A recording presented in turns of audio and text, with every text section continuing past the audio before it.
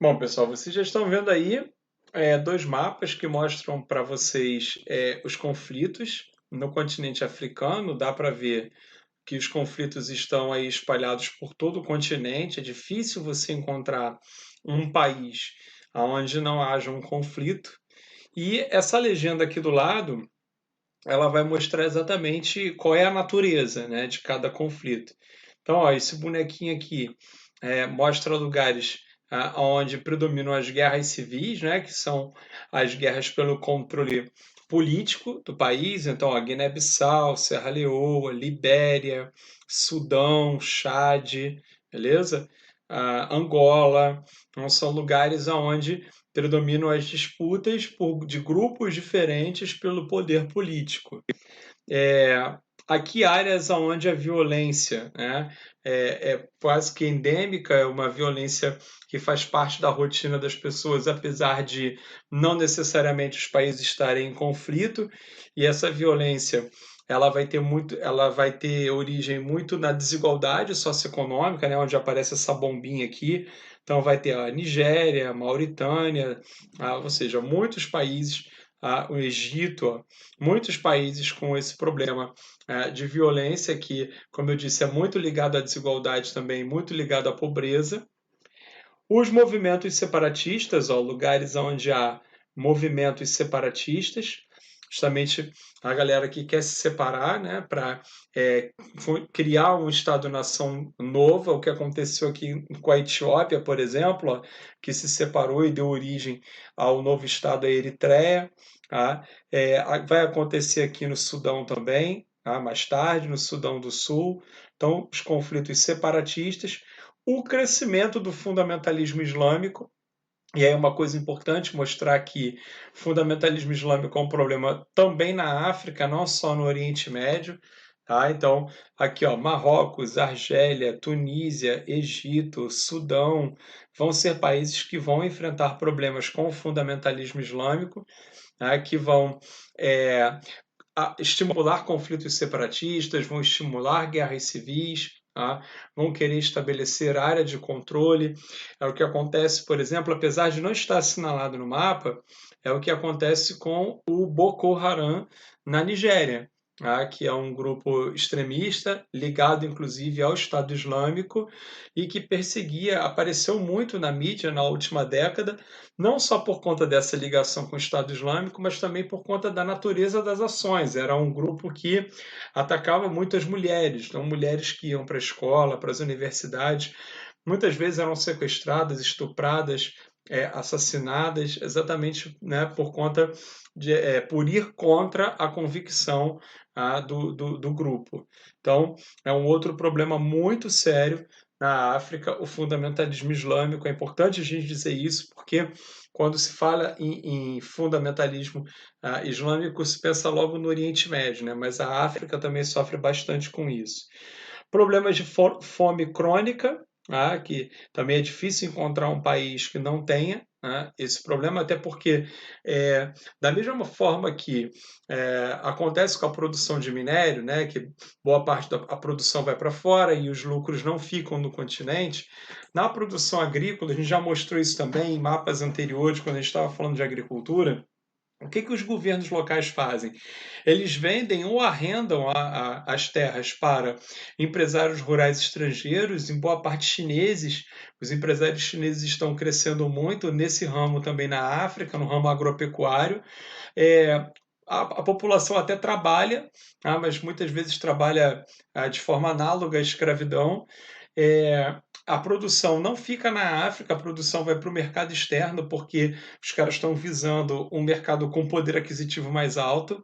E como a maior parte da população africana é muito pobre, se não houver ajuda governamental, e quase sempre não há essa ajuda, eles não, apesar de a maior parte da população estar envolvida na produção agrícola, a maior parte da população ser responsável pela produção do alimento, né?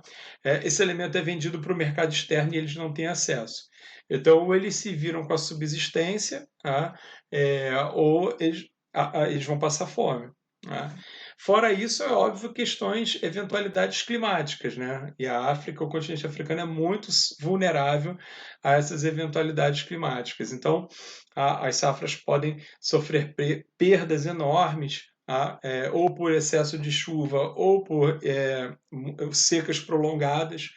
Então, além da questão da estrutura social, né, e a atuação dos governos, né, ser absolutamente negligente com relação à condição da população, ainda tem os problemas, né, as adversidades geográficas que já são características do continente e que acabam estimulando também os conflitos, né? Uma situação de tensão, de fome, né?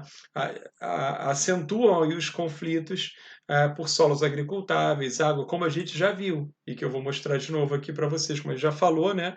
Eu vou mostrar para vocês. Os conflitos eles são anteriores à colonização, como eu já disse, a colonização ela vai estimular esses conflitos, vai torná-los ainda mais frequentes, ainda mais sérios, mais graves. Esses conflitos eles aconteciam por conta de disputa pelos solos agricultáveis, como a gente já falou, disputa por água, tá? O que gerava uma sobrecarga demográfica. Então, repara, olha a sequência. A sobrecarga demográfica leva à escassez de água e leva à saturação dos solos agricultáveis, que por sua vez leva à pobreza. Né? E leva à fome. Perceberam aí a sequência da equação, como é que é muito perversa? As pessoas procuram as áreas ecúmenas, as áreas onde mais apropriado para o cultivo, enfim. São poucas essas áreas no continente, se a gente levar em consideração o todo, como eu já mostrei para vocês nos slides anteriores.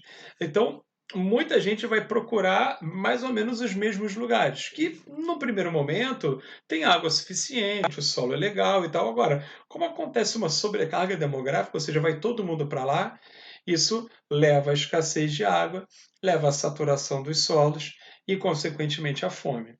Tá? E aí, qual é o desdobramento final disso? Mais conflitos. Né? Conflitos, as rivalidades aumentam, exatamente para que as áreas com solos agricultáveis e com água disponível fiquem livres, tá certo? Então acaba que esses conflitos eles são anteriores à colonização e a colonização ela vai agravar. Ou seja, depois que os europeus chegam, e sobretudo depois do processo de independência, vão se intensificar as disputas políticas entre as diferentes etnias, que vão querer assumir o controle, né, político de cada país, os separatismos, na medida em que vai haver nações que vão querer o seu território de maneira específica, né, para criar territórios mais homogêneos, onde vai predominar a sua própria etnia. E a disputa aí é que está, uma coisa que ganhou muita força pós-colonização. No passado, pré-colonial, a disputa era por solos e por água. Hoje a disputa também é por metais preciosos, minério e petróleo. Por quê? Porque esses metais, o minério e o petróleo, se tornaram ainda mais valiosos em função da relação que se construiu com empresas estrangeiras, né? Empresas europeias, empresas estadunidenses, que são exatamente as empresas que são responsáveis pela produção desses recursos minerais, desses recursos naturais. Tá? Então, o grupo que estiver no poder vai estar associado a essas empresas, vai receber o dinheiro pela exploração desses minerais, e por conta disso tem mais chance não só de enriquecer pessoalmente, né, individualmente, como fortalecer o seu exército e se perpetuar no poder durante muito tempo.